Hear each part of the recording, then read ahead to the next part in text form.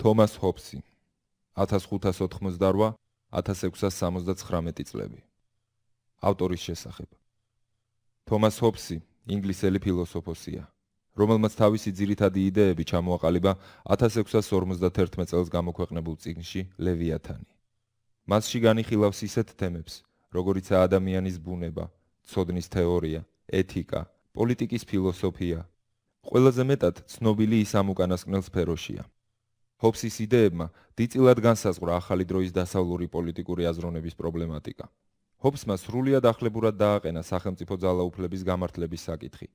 ანტიკური მოაზროვნეები ძირითადად ნორმატიული კუთხით მსჯელობდნენ პოლიტიკაზე.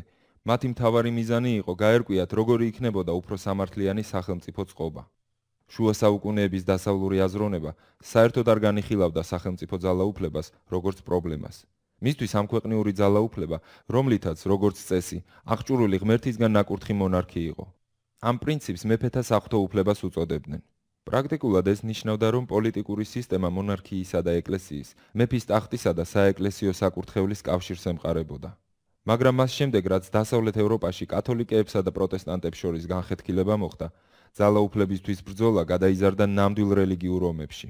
თუ კათოლიკეებისთვის მხოლოდ კათოლიკე ხელმწიფე იყო ლეგიტიმური, პროტესტანტები მზად იყვნენ მხოლოდ მათი რწმენის მეფეს დამორჩილებოდნენ. ჰობსის შეხედულებებზე უდიდესი გავლენა მოახდინა ინგლისის სამოქალაქო ომმა 1642-1651 წლები, რომელშიც ერთმანეთს ებრძოდნენ მონარქიისა და პარლამენტის მომხრეები. თუმცა ის კათოლიკეებსა და პროტესტანტებს შორის დაპირისპირებასაც უკავშირდებოდა. ამ ამბავმა ჰობს ორი დასკვნა გამოატანინა.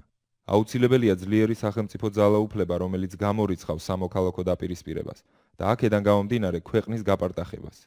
ამასთანავე ეს ძალაუფლება არ უნდა დაეყრდნოს მეფის საღვთო უფლებას, რადგან ამას რელიგიური ომებისკენ მივყავართ.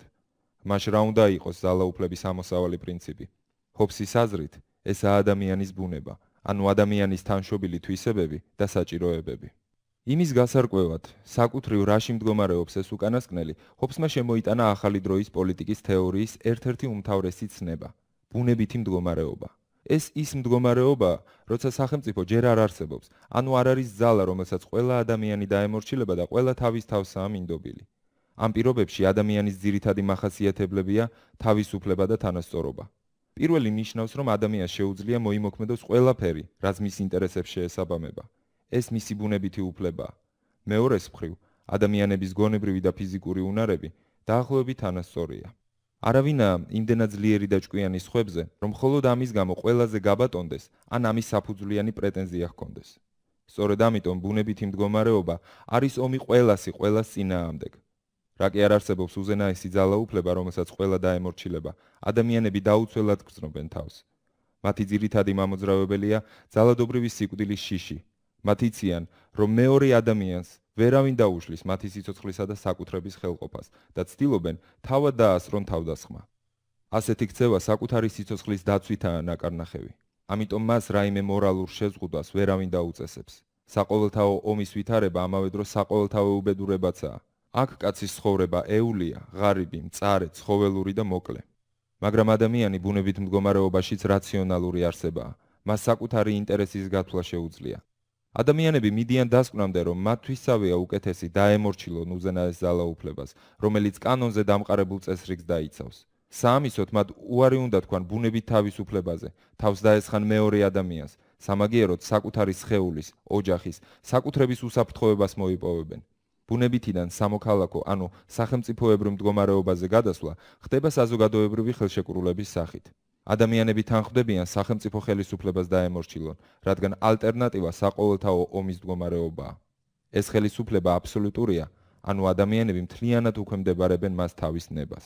დღევანდელი გაგებით ჰობსი დიქტატურის გამართლებელი გამოდის, მაგრამ ამავე დროს ის თანამედროვე ლიბერალიზმის წინამორბედიცაა, რადგან სახელმწიფო ძალაუფლებას საღვთო წესრიგით კი არ ამართლებს, არამედ რიგითი ადამიანების მიმართ გაწეული სამსახურით, მათი უსაფრთხოების უზრუნველყოფით.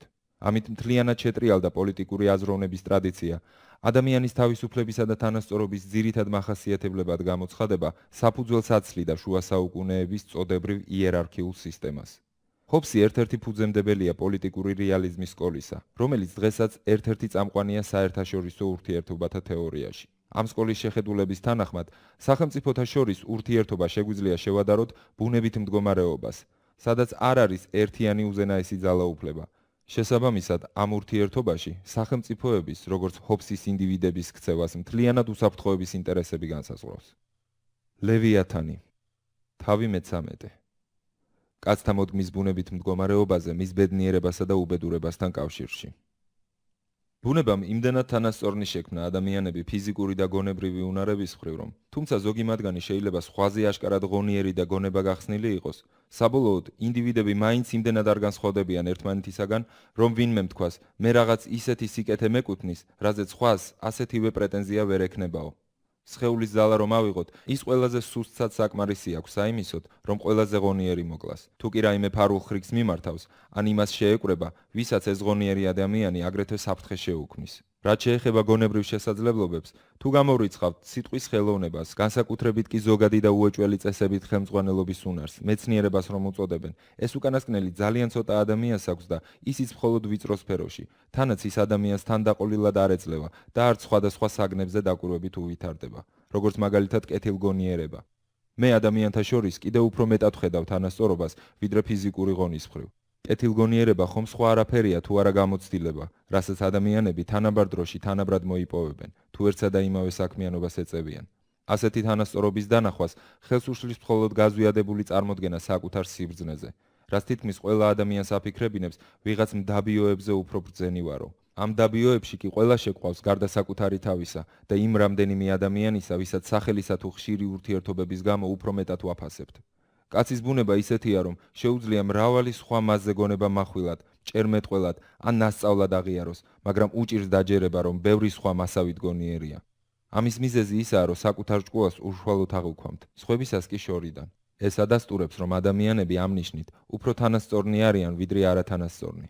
რა უნდა იყოს უკეთესი მოწმობა რაიმე სიკეთის თანაბრად განაწილებისა, თუ არა ის, რომ თავისი წილი ყველას აკმაყოფილებს. უნარების თანასწორობიდან მიზნების მიღწევის თანაბარი იმედიც გამომდინარეობს, ხოლო ამის გამო, თუ ორი კაცი მოინდომებს ერთსა და იმავე საგანს, რომელსაც ორივე ერთად ვერ ფლობს, ისინი ერთმანეთს სამტროდ ეკიდებიან. ამგვარად, როცა ადამიანები მიზნების მიღწევას ესწრაფვიან, რაც უპირატესად თვითგადარჩენა, ხანდახან კი მხოლოდ სიამოვნებაა, ისინი ამავე დროს ერთმანეთის განადგურებას ან დამორჩილებას ცდილობენ. ამასთან თავდამსხმელს შეუძლია ივარაუდოს, რომ მხოლოდ ადამიანის წინააღმდეგობა ექნება დასაძლევი.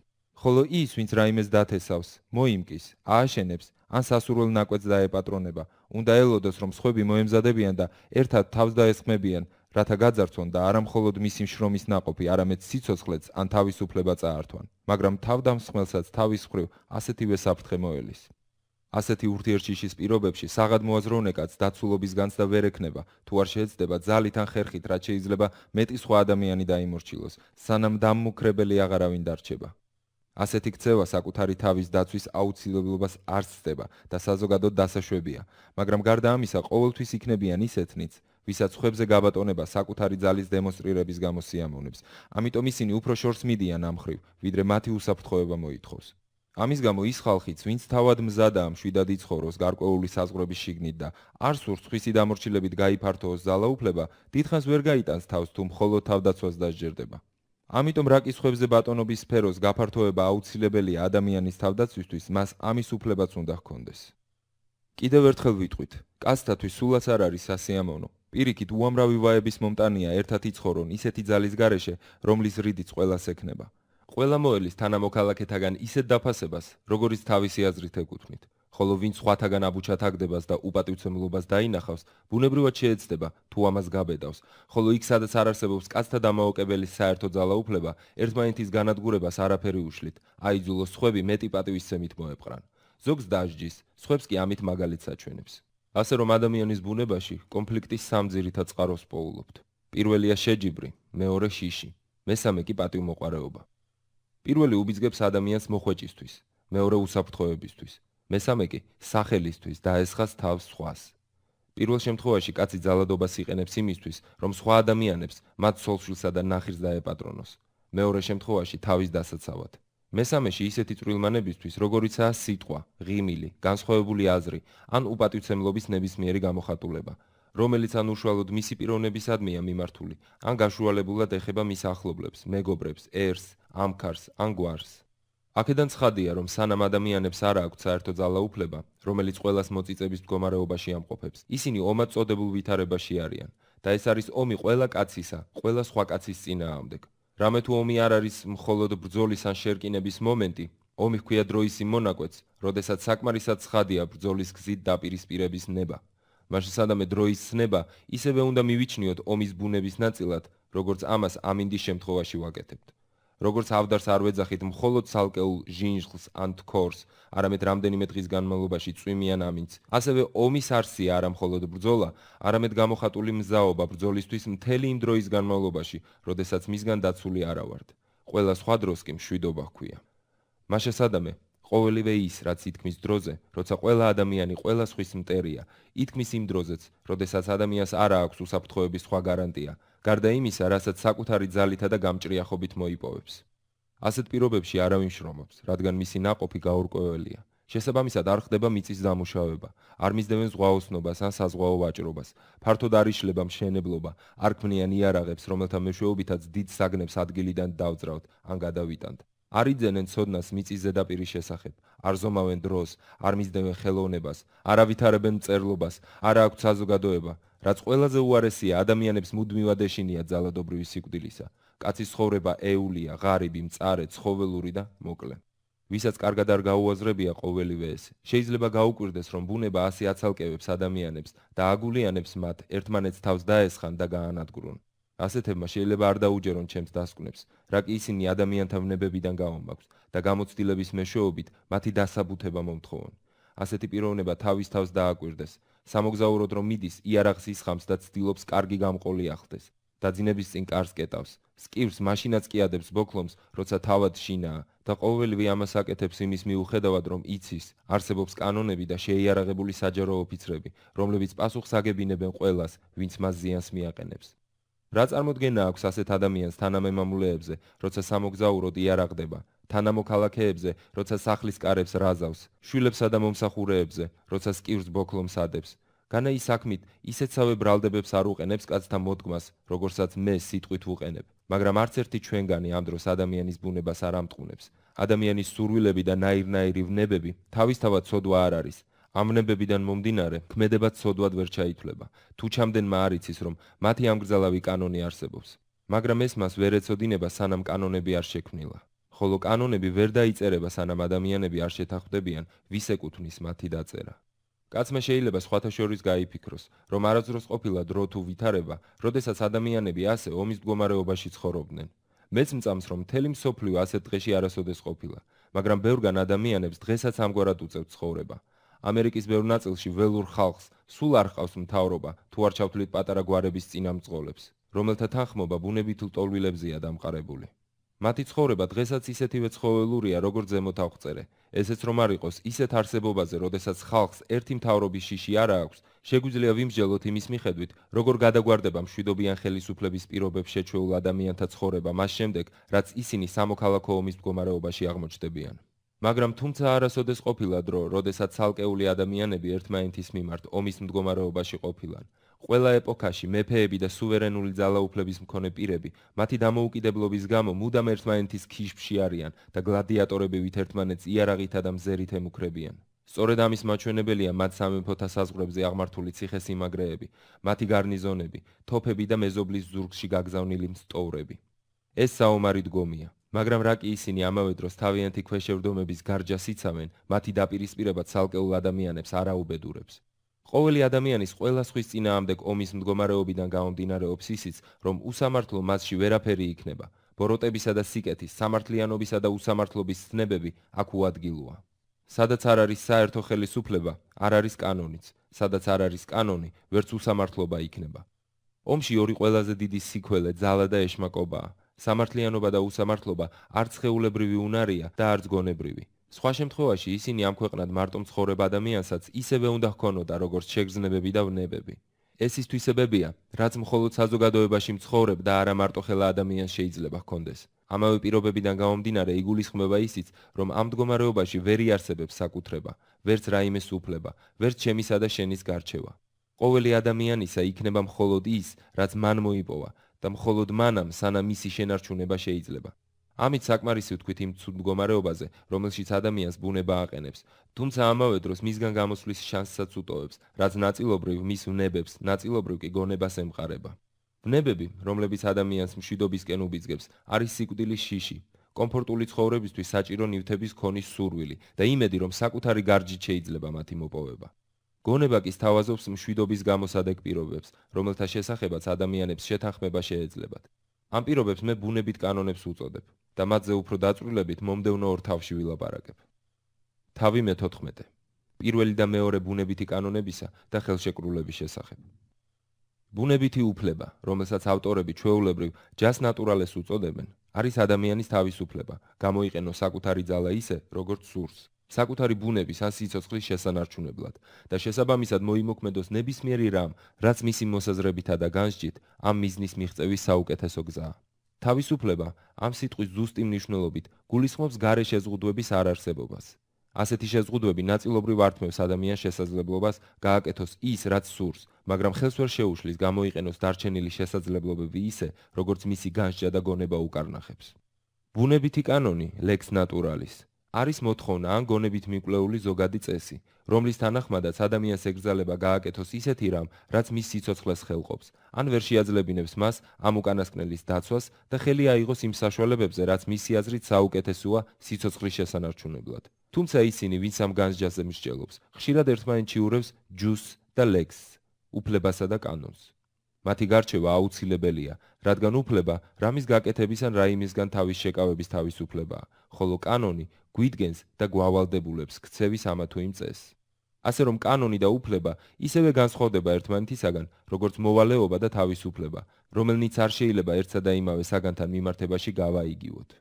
როგორც ეს წინა თავში გაცხადდა, კაცის მდგომარეობა არის ომი ყველასი ყველა სხვის წინააღმდეგ, ხოლო ამ დროს ყველა თავის გონების კარნახს მისდევს და არაფერია ისეთი, რისი გაკეთებაც კაცს მტერთან ბრძოლაში სიცოცხლის შესანარჩუნებლად ეკრძალებოდეს. მაშასადამე, ასეთ მდგომარეობაში ყველა ადამიანს ყველაფრის უფლება აქვს, მათ შორის მეორის სხეულის ხელყოფისა. აქედან გამომდინარე, სანამ ძალაშია ბუნებითი კანონი, რომლის თანახმადაც ადამიანს ყველაფრის უფლება აქვს, ვერც ერთი მათგანი ვერ იქნება დარწმუნებული, რომ იმდეხან სიცოცხლებს, რამდენიც მისთვის ბუნებას დაუდგენია. აქედან გამომდინარეობს მოთხოვნა ან გონების ზოგადი წესი, რომ ყოველი კაცი უნდა ესწრაფოდეს მშვიდობას, რამდენადაც მისი მოპოვების იმედი აქვს. ხოლო თუ მშვიდობის მოპოვება არ ძალუძს, მას შეუძლია ომის ყველა ხერხი და გზა ეძებოს და გამოიყენოს. ამ წესის პირველი ნაწილი შეიცავს პირველ და ძირეულ ბუნებით კანონს, რაც გულისხმობს მშვიდობის ძიებას და მის შესაფერის ქცევას. მეორე კი ბუნებითი უფლების შეჯამებაა და ამბობს, რომ ნებისმიერი საშუალებით შეგვიძლია თავის დაცვა. ბუნების ამ ძირეული კანონიდან, რომელიც ყველა ადამიანისგან მშვიდობის ძიებას მოითხოვს, გამომდინარეობს მეორე კანონი. თუ სხვებსაც აღმოაჩნდათ იგივე სურვილი, ადამიანი მზად უნდა იყოს, რამდენადაც მშვიდობისა და თავდაცვისათვის საჭიროდ მიიჩნევს, ხელი აიღოს თავის საყოველთაო უფლებებზე და დაკმაყოფილდეს იმდენი თავისუფლებით სხვა ადამიანებთან მიმართებაში, რამდენსაც ის სხვა ადამიანებში დაუშვებს საკუთარი თავის მიმართ.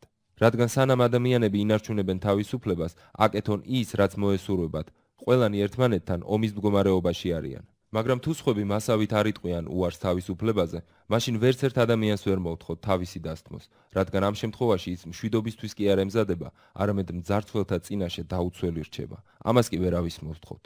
ეს სახარების კანონია, მოეკეცი სხვა ადამიანებს ისე, როგორც თქვენ გინდათ, რომ ისინი მოგექცნენ. და ეს არის ყველა კაცის კანონი.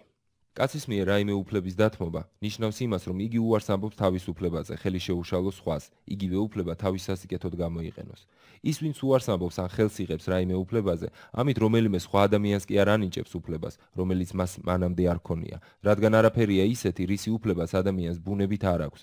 არამედ უბრალოდ წინ აღარ აღუდგება მას, საშუალებას აძლევს ამ მეორე ადამიანს მისივე ძირეული უფლება მისგან, მაგრამ არა საზოგადოდ სხვა ადამიანისგან დაუბრკოლებლად გამოიყენოს.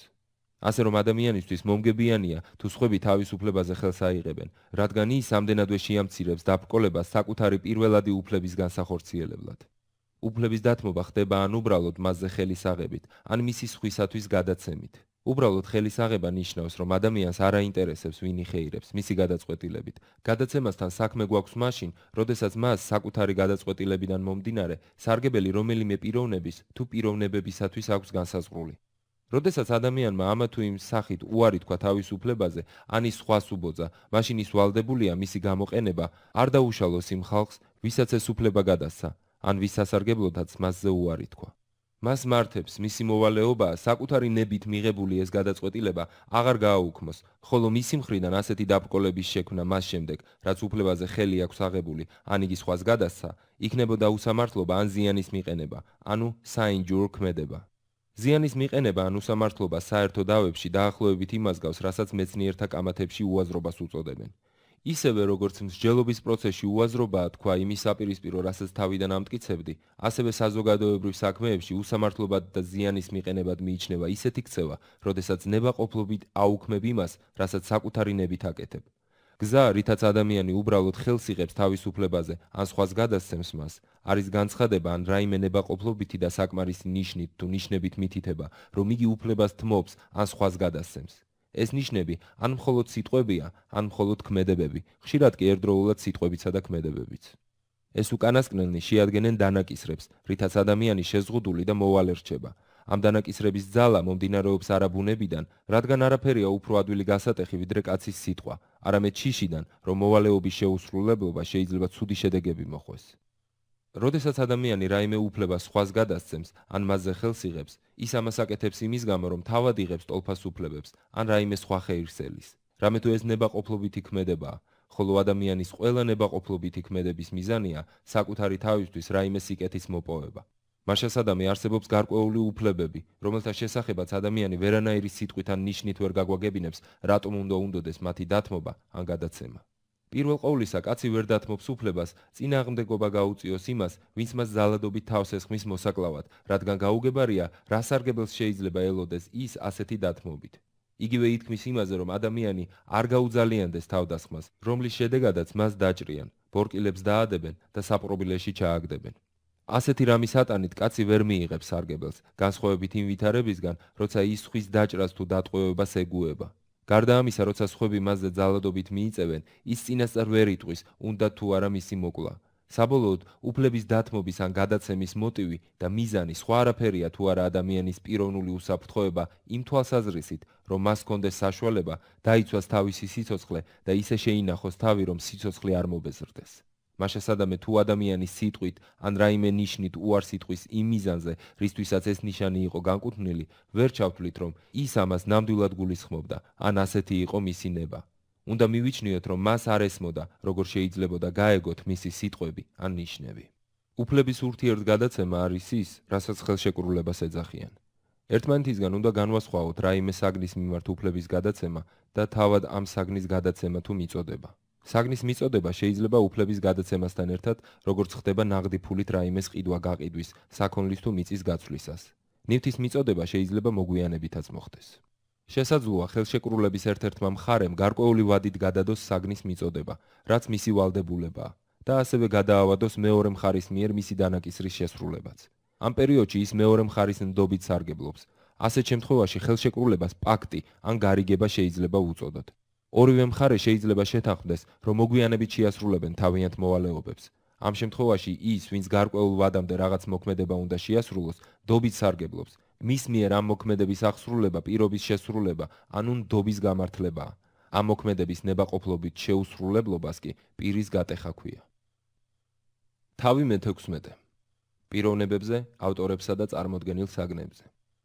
ადამიანთა სიმრავლე ერთ პიროვნებად იქცევა, როცა იგი წარმოდგენილია ერთი ადამიანით, ან ერთი პიროვნებით. თანაც ისე, რომ ეს ამ სიმრავლეში შემავალი თითეული წევრის თანხმობით ხდება. რამე თუ წარმომადგენლის და არა წარმომადგენელთა ერთობაა, რაც პიროვნებას ერთად აქცევს. მხოლოდ წარმომადგენელია პიროვნების, ამასთან მხოლოდ ერთი პიროვნების მატარებელი. სხვაგვარად ერთობა სიმრავლეში წარმოუდგენელია. რადგან სიმრავლე თავისი ბუნებით ბევრია და არა ერთი, მისი წარმომადგენლები ჩაითვლებიან მრავალ და არა ერთ ავტორად ყოველივე იმისა, რასაც მათი წარმომადგენელი მათი სახელით ამბობს და აკეთებს. ყოველი ადამიანი საერთო წარმომადგენელს აძლევს რწმუნებას, ავტორიზაცია საკუთარი თავის მხრიდან და ფლობს ყველა მოქმედებას, რომელსაც მისი წარმომადგენელი სჩადის, თუ მათი რწმუნება შეზღუდული არ არის. სხვა შემთხვევაში, როცა ისინი ზღუდავენ მას იმაში, რაში და სადამდე შეუძლია მათი წარმოდგენა, არც ერთი წარმომადგენელი არ ფლობს იმაზე მეც, ვიდრე ის, რისი გაკეთების მანდატიც მისცეს.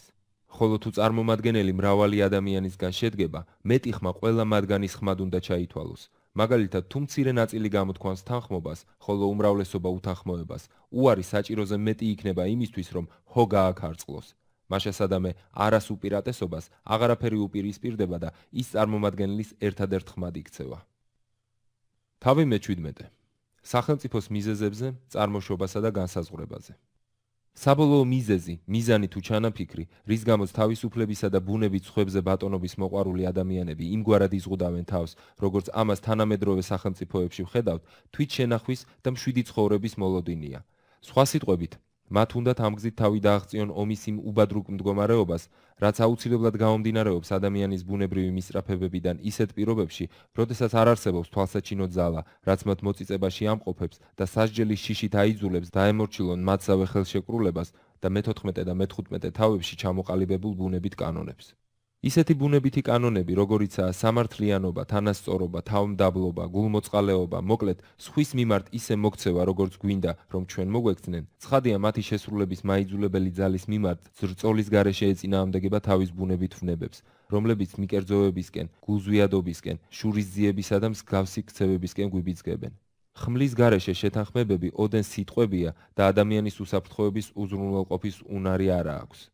მაშა სადამე რასაც არ უნდა ითხოვდეს ბუნების კანონები, რომელთაც მხოლოდ იმ შემთხვევაში ვიცავთ, თუნდაც ამის სურვილი გქონდეს თუ ეს საფრთხეს არ მოგვიტანს, თუ არ იარსებებს ჩვენი უსაფრთხოების უზრუნველსაყოფად საკმარისი ძალაუფლება, მაშინ ყველა ადამიანი სრული უფლებით დაეყრდნობა საკუთარ ძალას და მოხერხებას სხვა ადამიანებისგან თავის დასაცავად.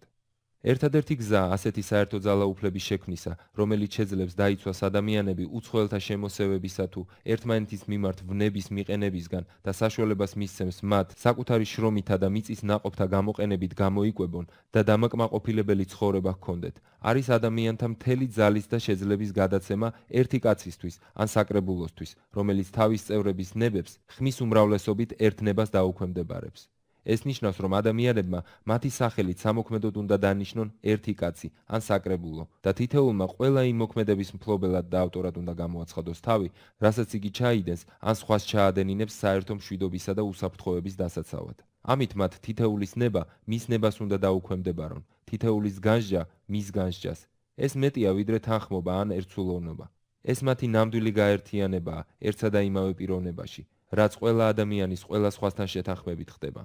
ეს ისე ხდება თითქოს თითოეულ ადამიანს, თითოეული სხვისთვის ეთქვას, მე ამ კაცს ან ადამიანთა ამ საკრებულოს რწმუნებას ვაძლევ და ვუთმობ ჩემი თავის მართვის უფლებას იმ პირობით, თუ შენც გადასცემ მას ასეთსავე უფლებას და ასეთსავე რწმუნებას. ამის შემდეგ ერთ პიროვნებად გაერთიანებულ სიმრავლეს ერქმევა სახელმწიფო, ლათინურად civitas. ამრიგად იქმნება ის დიდი ლევიათანი, ან უფრო მოწიწებით თუ ვიტყვით, მოკვდავი ღმერთი, რომელსაც უკვდავი ღმერთის ხელში მშვიდობასა და უსაფრთხოებას ვუმადლით. რა კი ამ რწმუნების ძალით, რაც ამ სახელმწიფოში თითოეულ ადამიანისგან აქვს მინიჭებული, მას იმდენი უფლება და ძალა აქვს, რომ ამ ძალისადმი შიშზე დაყრდნობით შეუძლია ყველა მათგანის ნება მიმართოს საშინაო მშვიდობის მისაღწევად და გარემტრის წინააღმდეგ ბრძოლაში ერთმანეთის დასახმარებლად.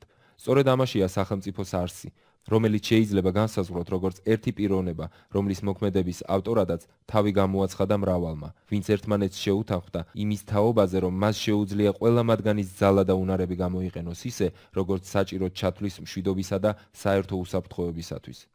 ამგვარ პიროვნებას ჰქვია სუვერენი და მას სუვერენული ძალაუფლება მიეწერება. ყველა სხვა კი მისი ქვეშემდგომია. სუვერენული ძალაუფლების მოპოვება ორგვარი გზით არის შესაძლებელი.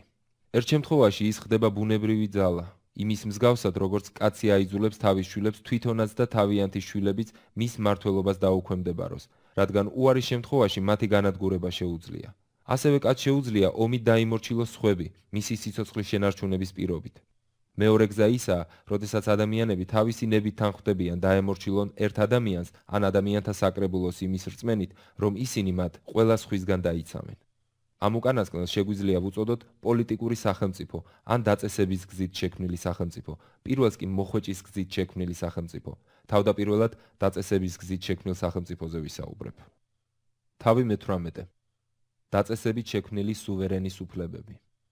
სახელმწიფო დაწესებულად ითვლება, თუ კი მრავალი ადამიანი თანხმდება და თითეული მათგანი ხელშეკრულებას დებს თითოეულ სხვასთან იმაზე, რომ ვისაც არ უნდა მიანიჭოს მათმა უმრავლესობამ ყველა მათგანის პიროვნების წარმოდგენის უფლება ადამიანს თუ საკრებულოს, ანუ ვინც არ უნდა გახადოს თავის წარმომადგენლად, ყველამ იმის მიუხედავად ამ წარმომადგენელს მისცა ხმა თუ მის წინააღმდეგი იყო, უნდა მოახდინოს ამ კაცის თუ საკრებულოს ყველა ქმედებისა თუ გადაწყვეტილების ავტორიზაცია ისე, თითქოს ის თავად მათი ყოფილიყოს. ანუ თავად მათ ემოქმედოთ, ერთმანეთში მშვიდობის შენარჩუნებისა და სხვა ადამიანთაგან თავდაცვის მიზნით.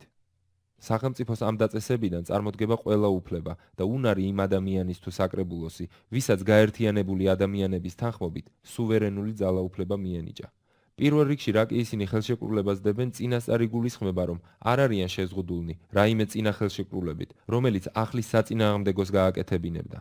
შესაბამისად, თუ მათ უკვე დააწესეს სახელმწიფო და ხელშეკრულებით ევალებათ მისი მოქმედებისა და გადაწყვეტილებების მფლობელები იყვნენ, ისინი სახელმწიფოს ნებართვის გარეშე ერთმანეთთან კანონიერად ვეღარ დადებენ ახალ ხელშეკრულებას, რომლის ძალითაც სხვას დაემორჩილებიან ნებისმიერ სფეროში.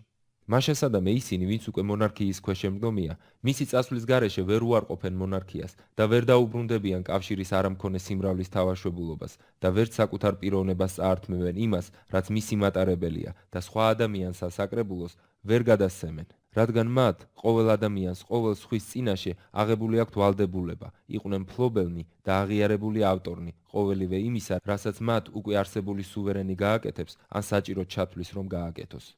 სხვანაირად გამოდის, რომ თუ ერთი ადამიანი გამოთქვამს უთანხმოებას, ყველა სხვამ უნდა დაარღვიოს მასთან დადებული ხელშეკრულება, რაც უსამართლობაა. გარდა ამისა, ყოველმა მათგანმა გადასცა სუვერენიტეტი იმას, ვინც მათი პიროვნების მატარებელია. ასე რომ თუ მათ იგი დაამხეს, წაართმევენ იმას, რაც მას ეკუთვნის, ეს კი ისევ უსამართლობაა. გარდა ამისა, თუ კი სუვერენი მოკლავს ან დასჯის იმას, ვინც მის დამხობას შეეცდება, ასეთი მცდელობის გამო ის თავისივე სასჯელის მფლობელია, რადგან ის დაწესების პირობების თანახმად ავტორია ყოველივე იმისა, რასაც სუვერენი ჩაიდენს. ხოლო რა კი ადამიანის მხრიდან უსამართლობაა მოიმოქმედოს რაღაც ისეთი, რისთვისაც მისივე რწმუნების მქონე ხელისუფლებამ შეიძლება დასაჯოს, ის ამ თვალსაზრისითაც უსამართლობას ჩადის. თუ კი ზოგიერთები სუვერენის მიმართ ურჩობის გასამართლებლად სხვა ხელშეკრულებას იმიზეზებენ, რომელიც ადამიანებთან კი არა ღმერთთან აქვს დადებული, ეს ისევ უსამართლობაა, რამე თუ ღმერთთან ხელშეკრულება შესაძლებელია მხოლოდ მისი გაშუალებით, ვინც ღმერთის პიროვნების წარმომადგენელია. ამის გაკეთება კი შეუძლია მხოლოდ ღმერთის ხელქვეითს, ვისაც ღმერთის ძალით აქვს მინიჭებული სუვერენიტეტი.